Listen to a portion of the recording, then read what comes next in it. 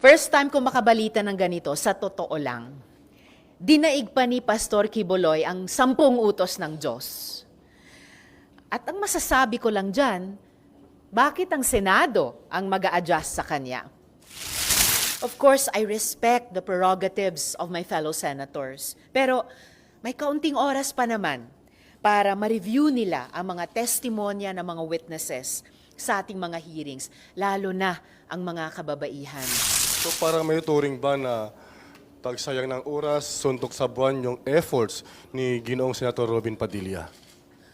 Never kong tatawagin ang anumang trabaho ng kapwa-senador na pagsayang ng oras o suntok sa buwan.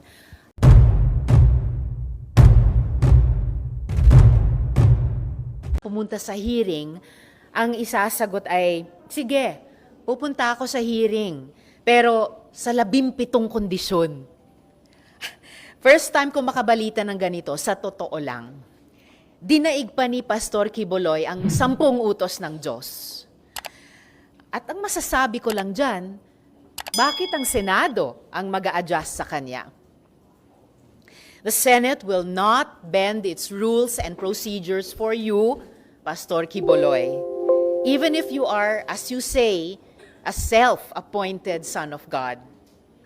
Hindi kami para utusan mo. You will not mock the system of checks and balances during our watch. And this is not up for debate. Imbes na pinanindigan sana ni Quiboloy ang pag-astang hambog, nagpakita na lang sana siya sa Senado at nagbigay ng statement on record ukol sa mga bintang laban sa kanya. Napakarami na niyang sinayang na oras at pagkakataon. Tungkol naman sa pirmahan para i-block ang contempt order laban kay Quiboloy, ang huli nating balita ay 4 pa rin sila. At ang masasabi ko naman dyan ay Happy International Women's Month pa rin sa aking mga colleagues. Of course, I respect the prerogatives of my fellow senators. Pero may kaunting oras pa naman para ma-review nila ang mga testimonya ng mga witnesses sa ating mga hearings, lalo na ang mga kababaihan. Siyempre, hopeful pa rin ako na maitataguyod natin ang mga prinsipyo ng transparency, accountability, at moral responsibility. Marami pong salamat at handa na po ako sa mga tanong. Ma'am, first question from Celi Bueno. Naka-work from home lang siya pero Okay. naka-monitor. First question niya is the camp of Quiboloy vowed to question the legality of the arrest warrant before the Supreme Court. Your answer. Nabalitaan ko lang po yan sa inyo rin, sa media. Ngayong umaga ba or kahapon lamang. So, tingnan po natin kung anong ground ang ma-raise nila sa Korte Suprema. Second question of Celi. Senator Robin said if he failed to gather enough signatures, he will ask the committee to stop or terminate the hearing against Quiboloy and he will explain the basis of his motion to stop it. Your answer. Well, mabuti kung ipaliliwanag nila ang magiging basis nila kung sakali. Wala akong maisip na basis. At bilang tagapangulo ng komiteng iyon, ang masasabi ko lamang ay didinigin ng komite ang resolusyon hanggang matapos ang aming trabaho dyan. Not a day later, not a day earlier either. Okay. Second po na magtatanong si Raymond Tinasa. Ma'am, Morning. Ma'am, pero sa posisyon niyo ay parang hindi na magbabago. So parang may turing ba na pagsayang ng oras, suntok sa buwan yung efforts ni Ginoong Senator Robin Padilla? Never kong tatawagin ang anumang trabaho ng kapwa-senador na pagsayang ng oras o suntok sa buwan.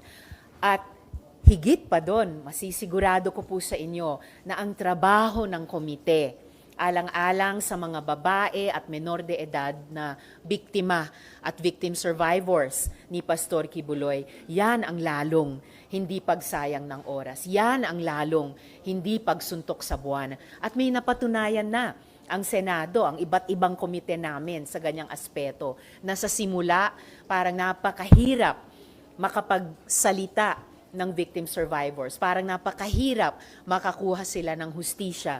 Ngunit sa kasaysayan ng Senado, ilang beses nang napatunayan na oo, ang aming mga investigasyon in aid of legislation ay naging daan para dyan sa mismong katotohanan at katarungan at naging daan din para palalong pagandahin at palakasin ang ating mga batas. Pero is there any chance, even a slim chance, na magbago yung posisyon nyo dahil sabi ni Senator Robin parang pagsayang daw ng resources ng gobyerno yung Senate hearings at hayala lamang daw sa judiciary? May mga precedents sa ating korte at kahit dito sa Senado na kahit mayroon ng umaandar na kaso o nahain na mga kaso, ang executive sa judiciary ay nagpatuloy pa rin ang mga pagdinig dito sa Senado. At ito po ay nagsalita rin tungkol dito ang Korte Suprema dahil importante ang mga kaso sa judiciary at kasing importante ang mga investigasyon in aid of legislation dito sa Senado. Ni isa ay mas importante sa isa. At kung interesado kayo ay pwede ko ring ibahagi sa inyo yung mga precedents tungkol po dito. Sa Korte Suprema, sa iba't ibang mga komite dito sa Senado, kabilang na ang Blue Ribbon Committee. Okay, next, si Raymond Alcaaz, DCRH. Ma'am, before na nandun sa pumirma, sinasabi nila wala daw silang nakikita na kailangan itong investigation na ito in aid of legislation. Kaya pinatitigil nila. At yun na nga, nabanggit na anyway, may criminal case naman na let the court decide and not the Senate. Una, hindi naman papel ng komite ng Senado desisyonan ang pagka-inosente o pagka-guilty ni Pastor Quiboloy sa mga reklamo laban sa kanya. Yan ay larangan ng korte. Pero papel ng Senado at responsibilidad namin, tignan kung dahil sa mga krimen na mapapatunayang nangyari o offense na napatunayang natanggap ng mga victim survivors, may mga gaps sa ating mga batas na kailangan naming gamutin. Iwasto kung may mali, punuin kung may gaps. At tungkol dito, kung papansinin ng aking mga kasama dito sa Senado, may at least 3 nang lumilitaw na areas for additional legislation na bibigyang daan nitong investigasyon. Sinamo ko po sa opening statement ko sa nakaraang hearing at ulitin ko po ulit sa inyo ngayon. Una, sexual abuse within secretive religious organizations and issue of consent in faith-based dynamic. Kapag po ang isang tao, halimbawa isang babae o isang menor de edad, ay pinaniwalaan na itong tao ay isang di lamang mataas na religious leader, kundi embodiment pa ng Diyos. At ang pagsilbi sa kanya ay nangangailangan ng kahit anong sakripisyo, pati sakripisyo ng sariling kalayaan at katawan. Yan ba ay tama? O yan ba ay isang aspeto na dapat i-regulate ng ating mga batas dahil posibleng nalalabag ang karapatan at kagalingan ng isang mamamayan, kabaro man o lalo na menor de edad, sa konteksto ng isang makasikretong religious organization. So anong mga amyenda sa ating batas ang kakailanganin para ba ni Elias Rene, yung manggagawa o empleyado sa SMNI na hanggang ngayon hindi makategorya ng DOLE ni ng SSS, sa kung anong kategorya ng manggagawa o empleyado o mamamayan na may karapatan sa social protection siya nakalagay. Dahil sa ngayon, parang bulag pa yung batas natin doon. At pangatlo, last and not the least, interaction of our anti-trafficking laws with the constitutional principle of religious freedom. Kapag ang isang tao po, miyembro ng isang religious organization, ay lumakbay sa ibang bansa or kahit mula sa probinsya niya, lumakbay sa ibang probinsya o syudad dito sa ating bansa o kung pinalakbay siya, tapos pinagawa siya ng kung ano-anong mga gawain, paglilimos, pagkukunwari na siya ay taong may kapansanan, pagkukunwari na siya ay estudyante para maka-solicit para makapaglimos ng pera. Ito ba ay masasakop ng exercise of religious freedom? Magagamit ba, masasite ba yung kalayaang iyan, lalo na nung religious leader, para pagtakpan yung mga posibleng paglabag, para pagtakpan ang posibleng pagtatraffic dun sa mga taong iyon. So, ngayon pa lamang, kung mamarapatin lang pansinin ng aking mga kasama, at least 3 na at seryoso ang mga batas at posibleng gaps sa ating batas na nako-cover na sa mga lumalabas na findings namin tungkol kay Pastor Quiboloy. Sa gitna ng kontrobersiyang ito, few days ago lumabas na yung pangalan ni dating Pangulong Rodrigo Duterte na supposedly he is now the administrator of the kingdom of Jesus Christ. Ano ang nakikita niyong mensahe na gustong iparating nito amidst the controversy sa inyong komite? Ewan ko kung gusto nilang iparating, pero yung mensaheng nakakarating sa publiko, lalong dumadami ang mga issue.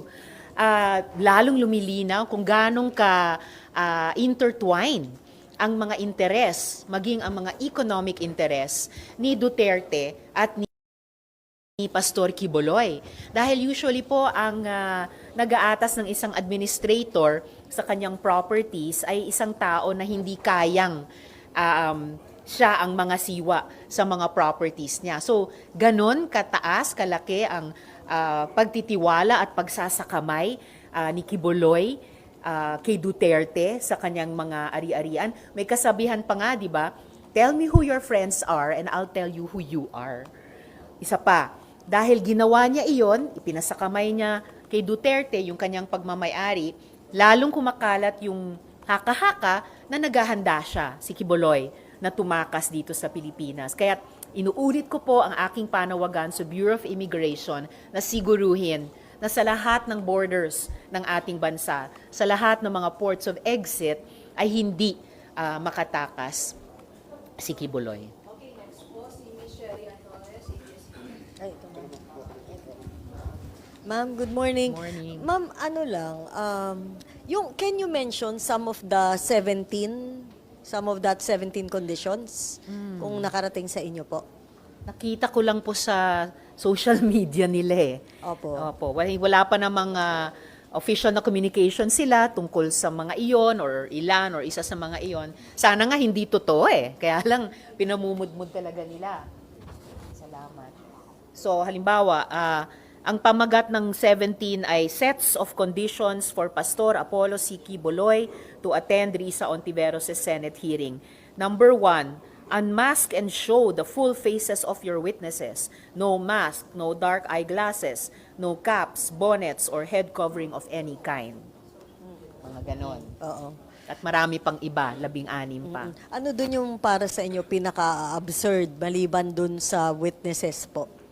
Well, yung buong set ng 17 o kung ilan man sa naging kasi yun na nga sabi ko kanina, ngayon lang ako nakaranas na mayroong inimbita 2 beses, sinabina na ng Senado, tapos ang sagot ay paunlakan ko pero ito ang mga kondisyon ko. May kondisyon.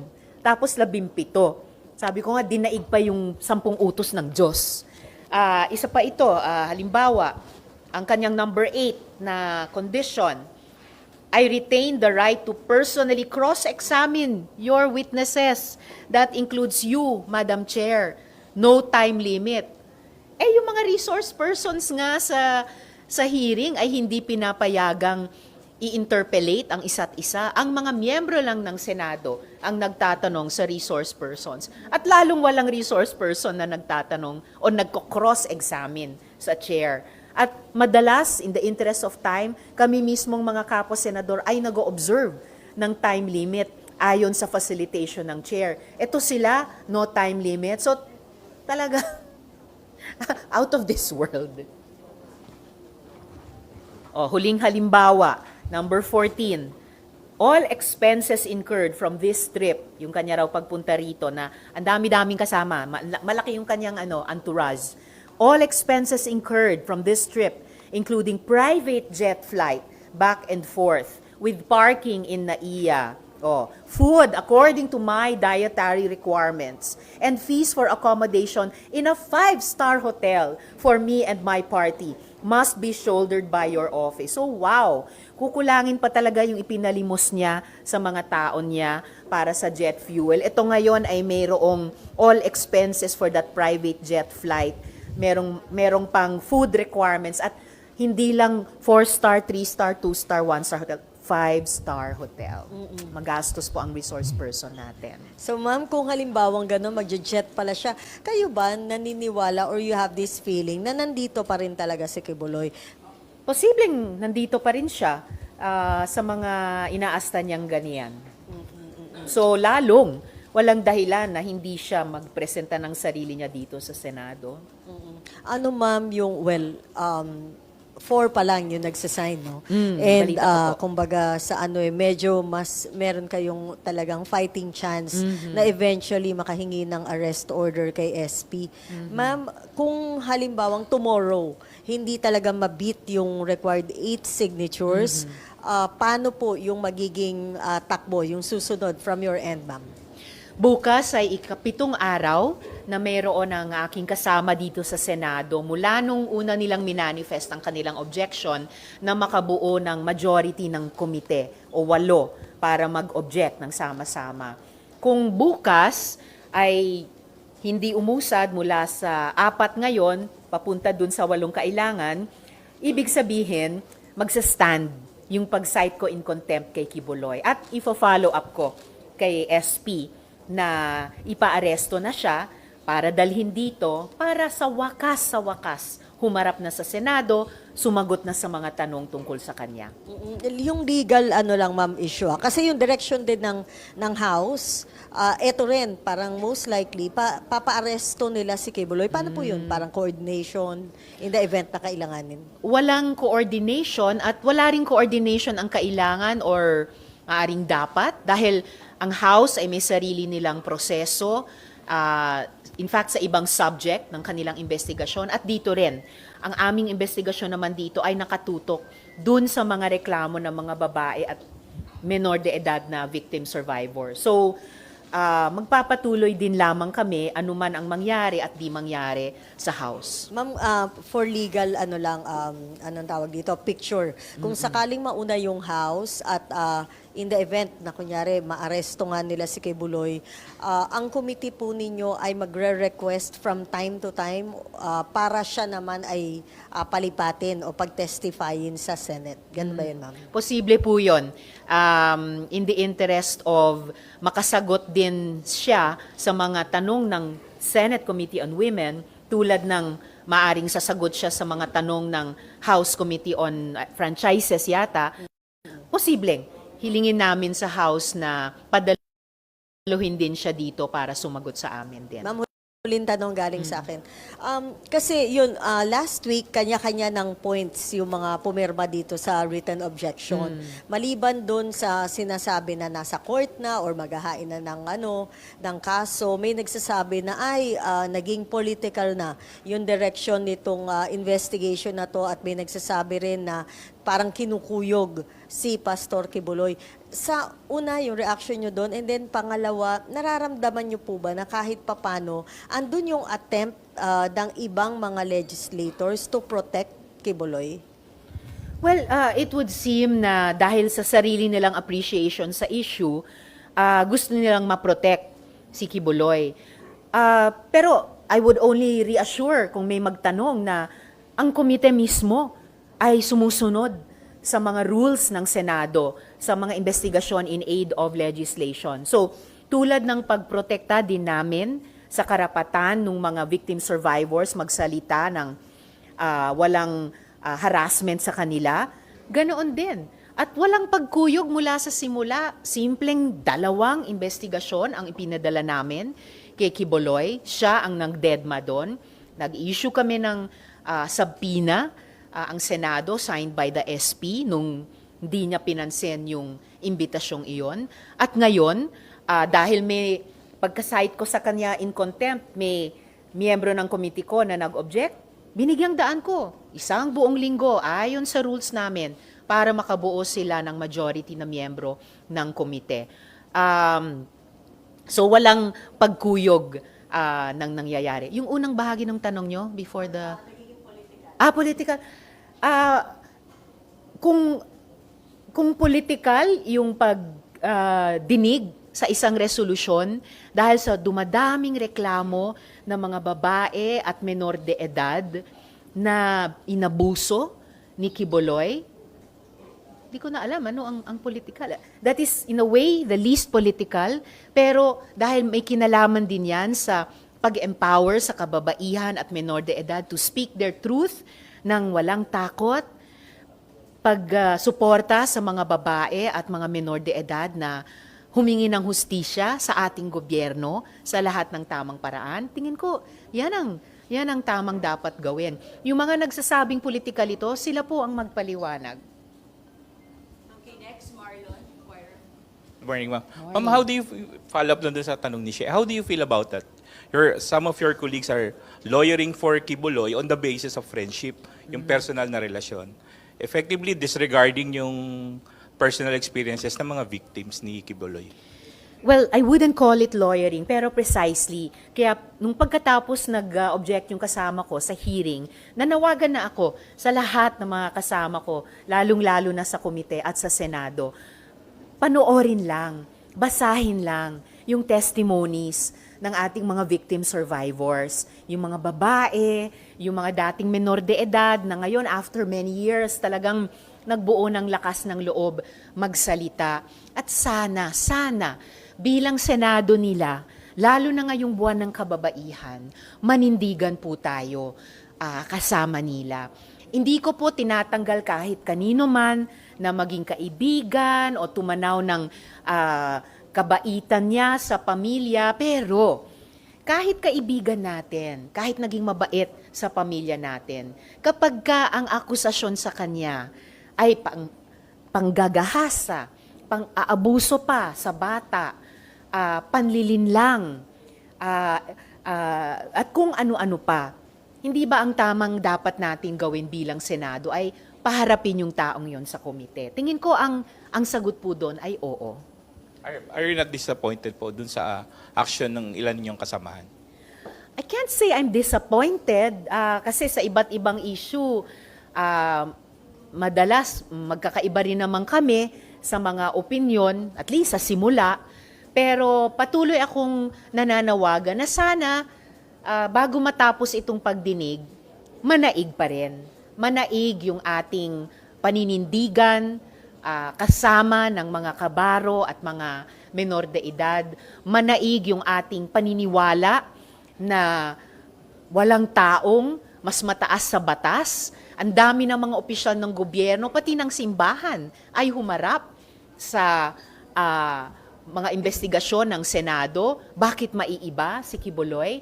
At lalong-lalo na sa panahong ito na nagkakaisa ang buong Senado, bar none, na itaguyod ang sistema ng checks and balances laban sa Peking People's Initiative at tangkang lusawin at buwagin ang Senado. Magkaisa din po tayo, bar none, na yung mga rules ng Senado ay dapat mapatupad, na ang kapangyarihan ng Senado para singilin ang accountability ng mga nang-abuso ng kanilang kapangyarihan ay kailanman huwag na babawasan.